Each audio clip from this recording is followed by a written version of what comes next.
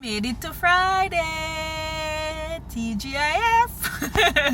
I'm so happy that today is Friday. Trust me, we get a break from the work world, and a lot of us, most of our fulfillment and stuff come from the activities we do over the weekend, going to church, relaxing at home, going on a family trip, whatever it is, you get to spend time with your family. So a lot of us look forward to the weekend.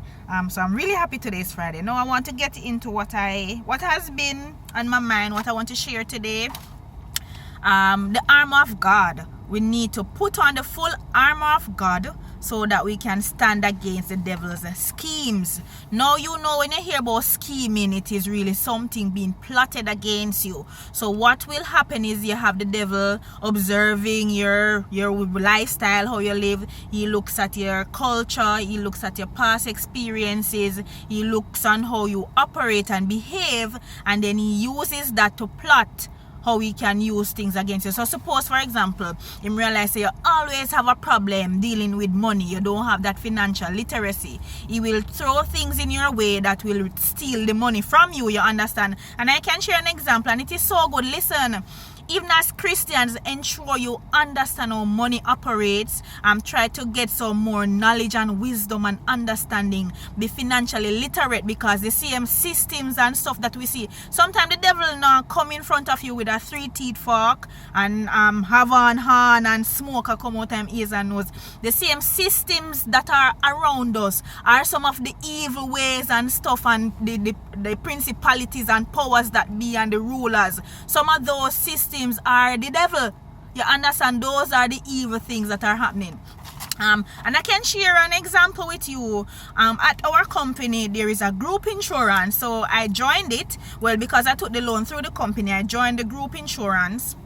And I was paying my insurance. Now, at the time, I think I was paying close to 70,000 for 3 years straight. You know, it never go down yet. It always more going up. Close to, if I know 70, I like 69, 68 for 3 years straight. Until the reality come to me and I say, why am I paying out so much money out of my pocket every year?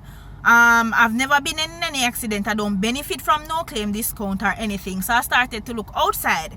Now I found this other company, and when I went there, the insurance almost cut in half, so I got a deal for like 40 something. At that insurance company, me not call no name, because I'm not really promoting them something there. But I got it half price, because what they looked on was my how my driving pattern was over the years. I wasn't in any major accidents, so I had no claim that I could benefit from. So that chop off a couple of the money. Then female, you get other benefits, and I came down. So when I touch base, because wherever I go I try to leave the door open, I advised the insurance company that I am gonna go to another insurance company. And you know, it was at that time the people them ready to give me discounts. How I've been them gonna give me a loyal customer discount and bring down the insurance to 40 something thousand as well, you know, you understand? And they would call me every day, offering me new plan, offering me this, offering me that. And I said to myself,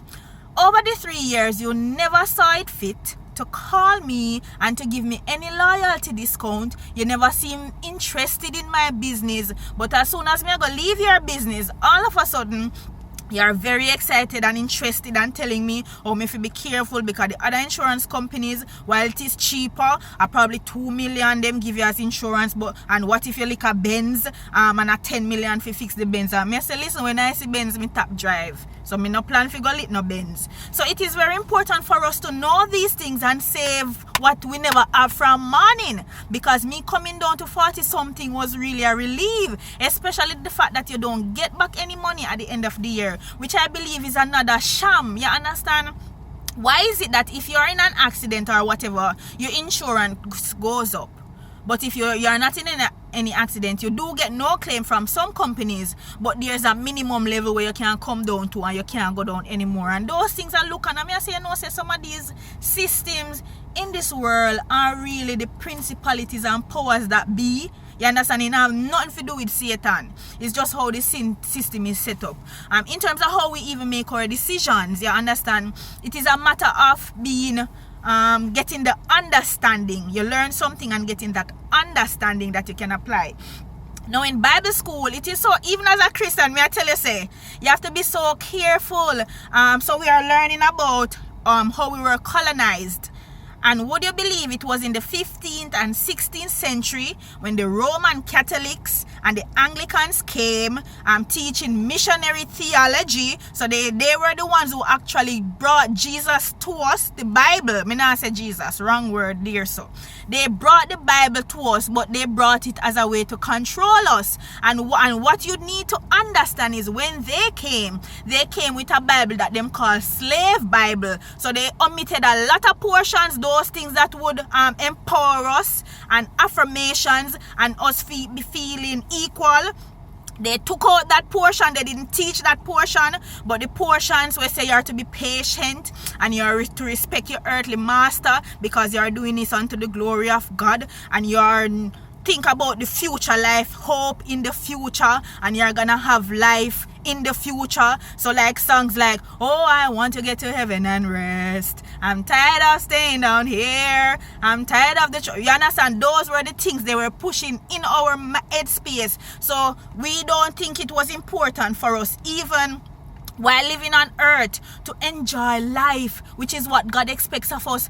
God's kingdom is to come on earth. So we are supposed to be living that abundant life on earth. It is when Martin Luther King and them people, they find the Bible who could read, and she said, hold on, but what them a teach you are not that alone in the Bible. And not that the Bible teach. The Bible teach equality. That is how the Reformation start, and that is how we start break away. And so you had the heroes, them you realize a lot of the heroes were Baptists too. Is when those who could read, Sam Sharp is when them man they could read.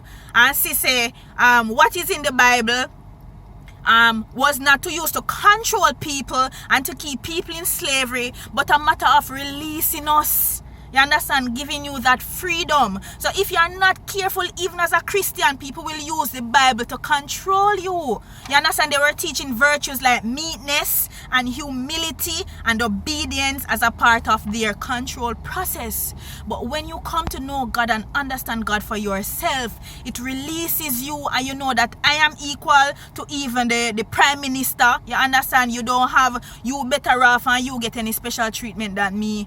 We are equal. So when you understand those things, it kind of open your eyes and I say, yeah. And when me I look, you know, when in Bible school, what they tell us as well, we have to take off our church brain, because you know a lot of things we learn at church, a culture, and it has nothing to do with God. It have nothing to do with God whatsoever. So we have to be careful too that when we are reading the word of God, we ask for discernment. We ask that he reveals himself to us, you understand, so that we can understand things for what it is and not just the words on the paper, because sometimes we read the Bible based on what we know already. So when you read it, you kind of put it in perspectives based on your understanding. But what we need to do is to pray and ask God to basically reveal to me what he's saying in this. And we have to understand the culture of when some of these things were written. And I always use the example, for example, when Paul was writing to the Corinth church and telling them about cover them head and they mustn't dress like the men. It was a culture that they were living in, you understand? To me, that don't apply to my culture now, because we are not living in Corinth. We are not living in that type of stuff. And whether you cover your head or not, it won't stop you from God. So you can understand that God came and fulfilled some of the laws. You understand? So the law, in a sense, was the foundation. And God came and fulfilled the law so that it is grace by which you are saved. So whether you want to wear pants or skirt, wear hat to church or not, wear skirt, wear sweep on the ground, it don't make you any different from me, because what? Is grace. If you believe you still have to do all of those things, then trust me, God wastes him time and dead for you. So when you understand that it is by grace and we are all sinners being saved by grace every day, because every day we sin, whether in thoughts or action or whatever.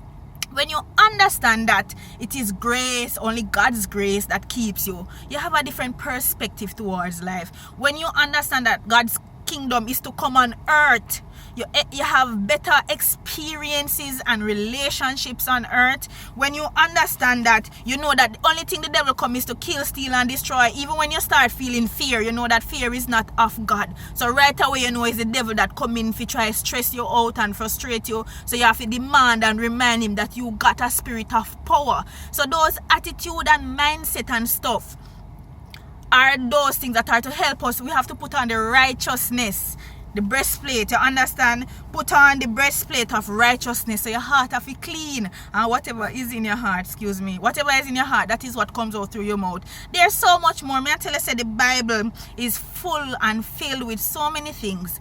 We just need to read and apply it, and to ensure that whatever God is trying to say to us, we can understand it and apply it and live an abundant life on earth, which is a more excellent way, and that which God expects us to live, and don't just live a religious life like the slave people them who believe say they will only get rest and peace and stuff in the future. You can have it right here on earth. As Pastor was saying at Bible study last night, blessed are the peacemakers.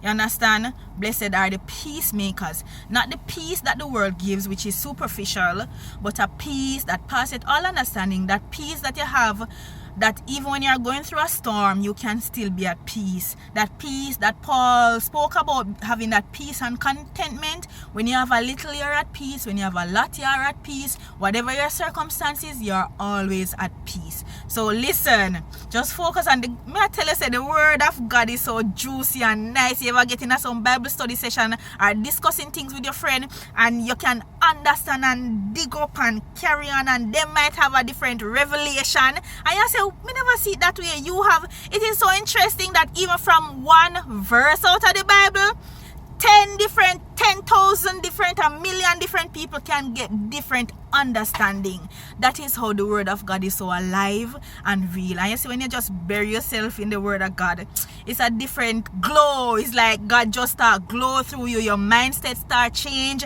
You start appreciating things better. It's just an awesome experience. Now, if it is that you probably are not saved and you want to find out about this Jesus person, you want to find out more of what life is about, feel free to send me a private message. Feel free to shout out. You can comment to this post, and just continue to have a blessed day. And I expect the best for you. I know that your future is very bright. Just stay blessed, big up yourself, and have a blessed day.